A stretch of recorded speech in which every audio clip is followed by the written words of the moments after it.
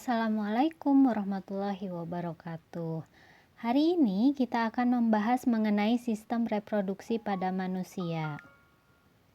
Sistem reproduksi pada manusia akan membahas mengenai pembelahan sel, struktur dan fungsi sistem reproduksi pada manusia, serta penyakit pada sistem reproduksi manusia dan upaya pencegahannya.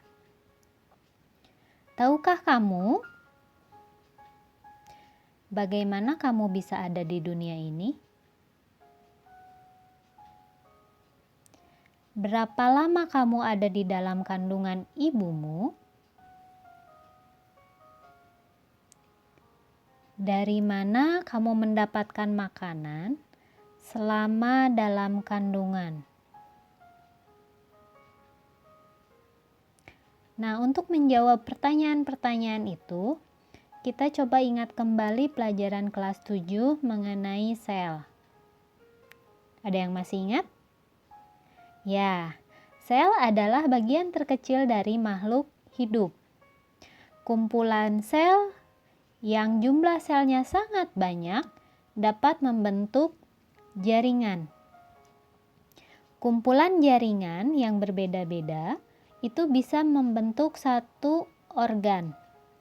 Contoh organ yang terdapat pada gambar adalah organ lambung.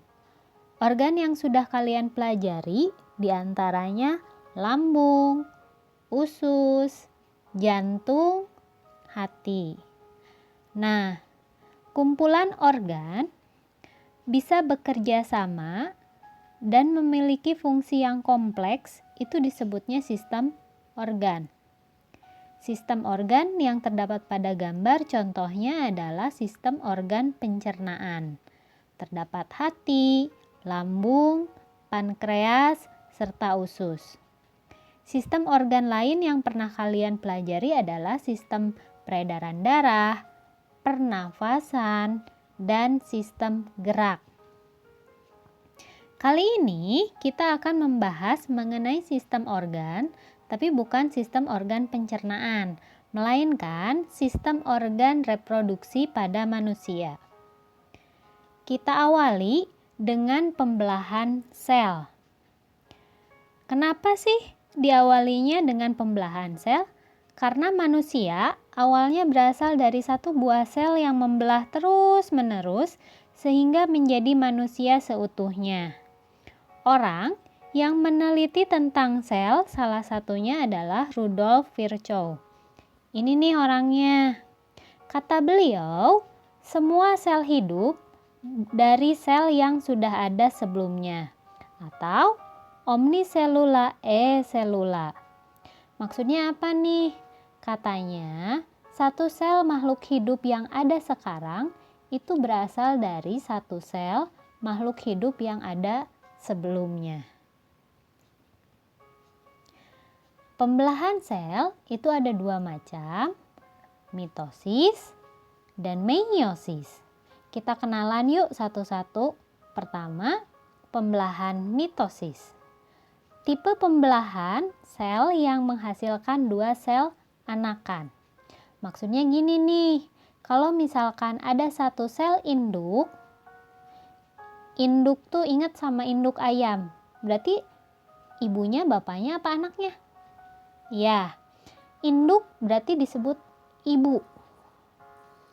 Nah, kalau misalkan satu induk kemudian beranak, nah si anaknya itu disebutnya anakan.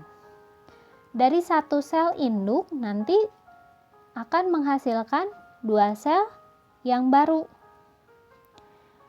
Kemudian, sel anakan tersebut mempunyai karakter identik secara genetik dengan sel induk. Maksudnya gini, sifat dari sel anak itu akan sama dengan sel induk. Maksudnya, kalau misalkan si sel induk itu mengandung informasi bahwa kulit manusia itu sawo matang, maka anaknya itu memiliki informasi bahwa kulitnya itu berwarna sawo matang. Kemudian yang ketiga, jumlah kromosom yang dimiliki oleh sel anakan adalah 2N atau disebut dengan diploid. Di artinya 2. Jadi nanti si kromosomnya itu berjumlah 2 buah. Sel diploid adalah sel-sel yang kromosomnya berpasangan atau 2N. Di pembelahan mitosis ini terdapat beberapa tahap pembelahan. Kita kenalan. Pembelahan mitosis pertama adalah profase. Pada tahap ini, pada sebuah sel manusia, itu gelendong pembelahannya mulai terbentuk. Asalnya tidak ada gelendong, jadi tidak ada garis-garis ini. Kemudian, di dalam sel itu terdapat membran inti, yang di dalam membran inti tersebut kromosom terdiri atas 2 kromatid saudara. Terdapat kromosom yang mirip atau sama. Membran inti mulai rusak pada tahap ini menjadi bagian-bagian yang kecil. Bagian-bagian yang kecil ini disebut fragmen. Benang-benang kromatin memadat menjadi kromosom, yang mana yang gambar seperti huruf X ini. Asalnya berupa seperti benang, kemudian memadat membentuk kromosom. Tahap berikutnya, metafase. Pada tahap metafase, gelendong pembelahan itu mulai membesar, terlihat jelas. Dan sentrosom menjauh ke kedua kutub yang berlawanan, dan kromosomnya, coba perhatikan yang tadi seperti huruf X, itu berada sejajar pada satu bidang yang disebut dengan bidang pembelahan. Nah, pada tahap ini awalnya kromosom akan berjejer pada bidang pembelahan. Tahap berikutnya, anafase. Pada tahap anafase, kromosom anakan sudah terbentuk. Tadi asalnya kromosomnya menempel seperti huruf X. Sekarang sudah terbentuk kromosom anakan, tidak seperti huruf X lagi. Kromatid saudara dari setiap pasangan memisah menuju kutub yang berlawanan. Jadi ini ke atas, yang ini ke bawah misalnya. Pada akhir anafase, kedua kutub sel memiliki kromosom yang sama jumlahnya. Yang ini 4, yang sebelah sini 1, 2, 3, 4, yang bawahnya juga 4. 1, 2, 3, 4. Jadi jumlah kromosomnya akan sama. Tahap berikutnya, telofase. Pada tahap ini, cincin pembelahannya sudah tampak sangat jelas. Nanti akan membelah menjadi 2 sel anakan. Ini 1 buah sel anakan dan yang ini 1 buah sel anakan. Fragmen membran inti sudah terbentuk, yang tadi lingkaran bulat yang di tahap awal sebelum membelah. Membran inti mulai kembali bergabung. Jadi tadi membran intinya sudah terpisah. Pada tahap telofase ini membran intinya kembali bergabung. Kromosom mulai merenggang, tidak seperti huruf V. Pada pembelahan meiosis, itu pembelahan meiosis merupakan pembelahan sel yang menghasilkan 4 sel anakan, yang masing-masing sel anakan hanya memiliki separuh kromosom dari jumlah kromosom sel induk. Diingatkan kembali kalau tadi pembelahan mitosis, sel anakannya hanya 2 buah nih. Sementara meiosis itu menghasilkan 4 sel anakan. Jadi pada pembelahan meiosis, sel anakannya jauh lebih banyak. Dan kromosomnya tadi itu diwariskan ke anaknya. sementara ini hanya diwariskan setengahnya kepada anaknya. Kemudian, dapat dikatakan bahwa jumlah kromosom yang dimiliki oleh sel anakan adalah N atau disebut dengan haploid. Oleh karena itu, meiosis disebut sebagai pembelahan reduksi. Diingatkan tadi, kalau pada pembelahan mitosis, kromosom sel anakannya diploid. Sementara pembelahan meiosis, sel anakannya kromosomnya adalah haploid. Nah, tahapan-tahapan pada meiosis terjadi secara 2 tahap, diawali oleh profase 1. Pada profase 1 ini di dalam sel mulai tampak gelendong pembelahan, kromosomnya terdapat pindah silang, jadi terdapat perkawinan. Perhatikan ada kromatidnya yang berwarna biru dan ada yang berwarna merah. Nah, si kromosomnya ini nanti terdapat pindah silang, akan terbentuk tanda X atau silang. Kromosom pada saat ini akan bertukar kromosom sebagian tadi. Membran inti mulai rusak. Nah, ini membrannya akan rusak, jadi kepotong. Yang asalnya itu berbentuk lingkaran atau kantung. Mulai terbentuk gelendong, benang-benang kromatin memadat menjadi kromosom-kromosom homolog berpasangan. Jadi asalnya selembar seperti benang, ini jadi berpasangan biru dengan biru, merah dengan merah. Terjadi pindah silang atau pertukaran segmen molekul DNA yang sesuai di antara kromatid non-saudara. Tadi tukeran ya, silang. Pada tahap berikutnya, metafase 1. Kromosom berjejer pada bidang pembelahan. Pada tahap ini sudah terjadi pertukaran, dilihat kromosomnya yang merah nyambung ke yang biru, sementara yang biru itu nyambung ke yang merah. Jadi si kromosomnya sudah tidak sama dengan keadaan semula. Pembelahan meiosis pada tahap ketiga adalah anafase 1. Kromosom homolog memisah dan bergerak ke kutub yang berlawanan, mulai menjauh dari bidang tadi. Di bidang pembelahan mulai menjauh ke arah kutub yang berlawanan. Ada kromatid yang homolog dan ada kromatid yang tidak homolog. Homolog tuh homo artinya sama. Yang merah dengan yang merah berarti homolog. Kalau yang merah dengan yang biru berarti tidak homolog. Tahap 4, telofase 1.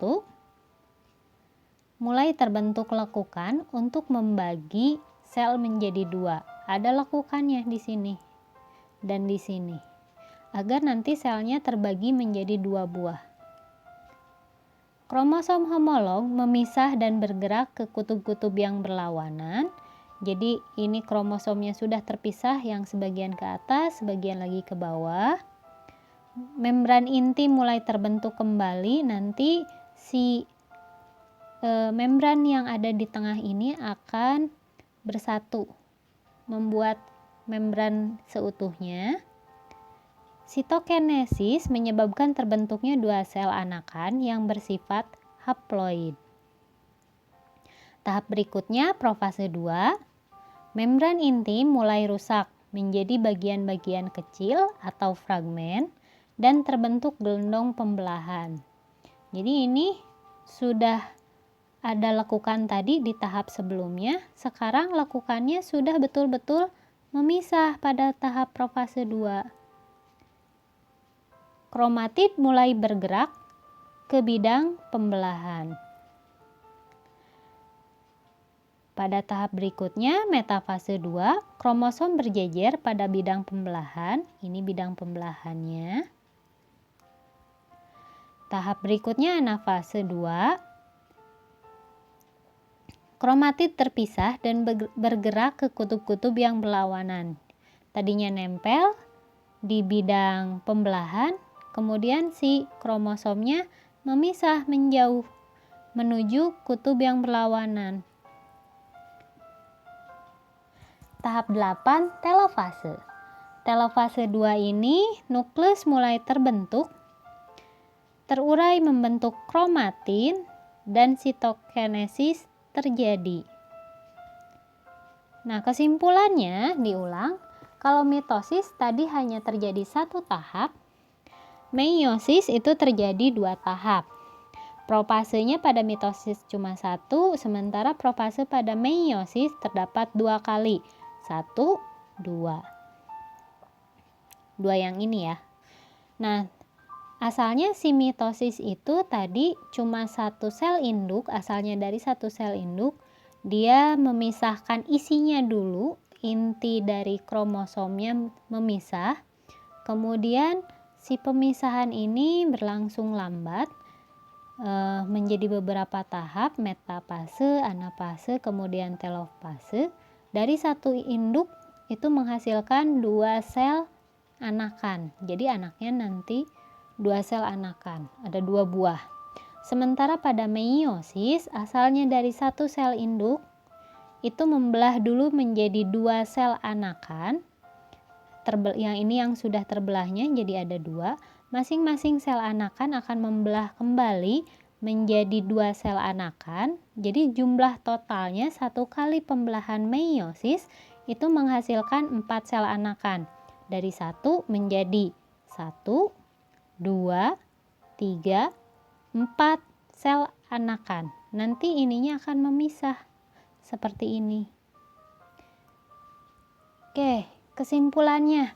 Perbedaan mitosis dan meiosis. Pertama, jenis selnya. Pembelahan mitosis terjadi pada sel tubuh kita seperti kulit, mata, rambut. Itu termasuk sel tubuh. Membelahnya rambut itu secara mitosis. Sementara meiosis, pembelahannya itu terjadi pada sel kelamin. Contohnya adalah pada sel telur. 2. Proses pembelahan pada mitosis itu terjadi hanya 1 kali, sementara meiosis 2 kali. Ketiga, jumlah sel anakan pada mitosis terdapat 2 sel anakan, meiosis 4 sel anakan. Yang keempat, sifat sel anakan pada mitosis itu diploid dan sama dengan induknya, sementara meiosis haploid, sifat antara induk sama anaknya berbeda. Tujuan pembelahan pada mitosis itu untuk pertumbuhan dan perkembangan. Jadi ketika kalian dari bayi jadi anak-anak, remaja, dewasa itu tumbuh menjadi semakin tinggi, maka di dalam tubuh kita terjadi pembelahan mitosis. Sementara kapan sih terjadi meiosis?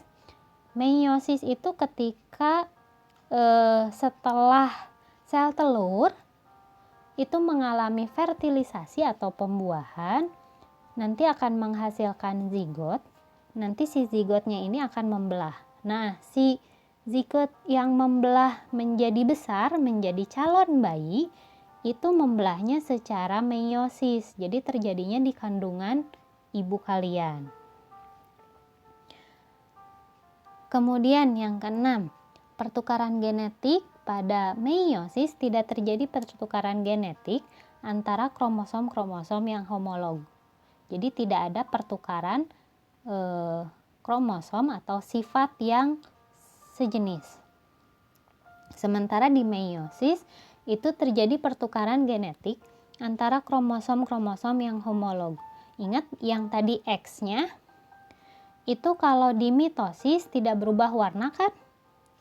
Karena tidak ada pertukaran. Sementara yang di meiosis itu biru bercampur dengan yang merah, itu karena ada pertukaran genetik. Yang ketujuh, tahapan pembelahan sel pada mitosis terjadi dalam 1 kali pembelahan, sementara meiosis itu terjadi dalam 2 kali rangkaian pembelahan. Tahap profase pada mitosis tidak terjadi pindah silang, sementara pada meiosis terjadi pindah silang, pertukaran segmen molekul DNA yang sesuai di antara kromatid non-saudara pada tahap profase 1.